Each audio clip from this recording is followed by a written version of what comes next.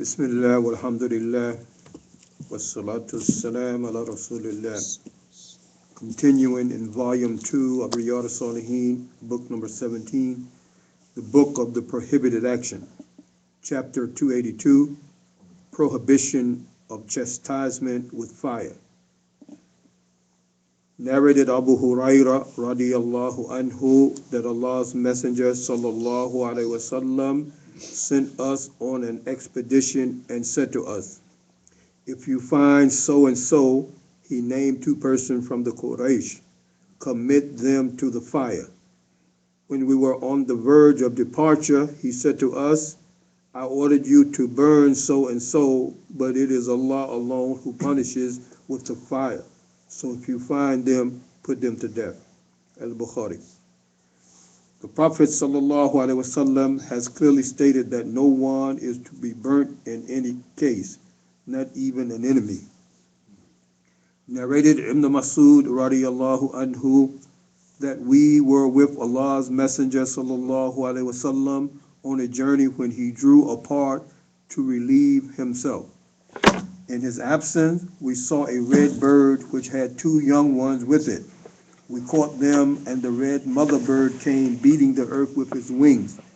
In the meantime, Allah's Messenger ﷺ returned and said, who has put this bird to distress on account of its young?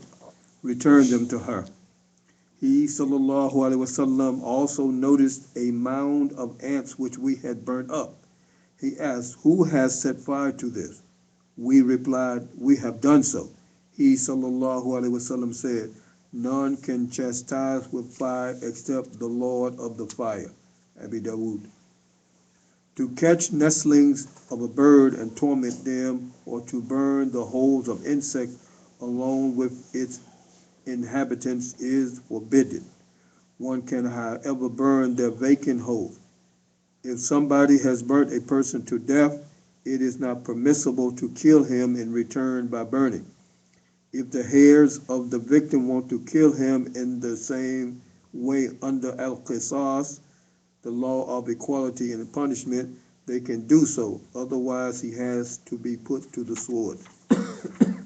Chapter 284. Prohibition of procrastinating by a rich person to fulfill his obligation.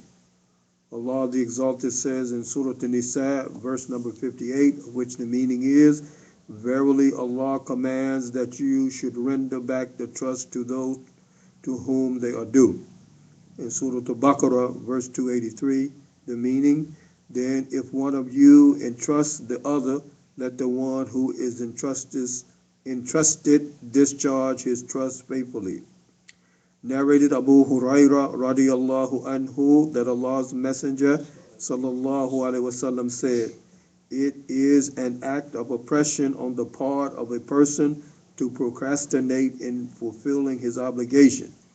If the repayment of a debt due to any of you is undertaken by a rich person, you should agree to the substitution. Al-Bukhari and Muslim. Evasion or procrastination in the payment of debt when a person is in a position to make his payment immediately is prohibited. If for the settlement of dispute, a rich man is entrusted to the lender for recovery of his debt, the lender should accept this decision. Thus, this hadith induces one for an amicable way of settling dispute. Walhamdulillahi Rabbil Alameen.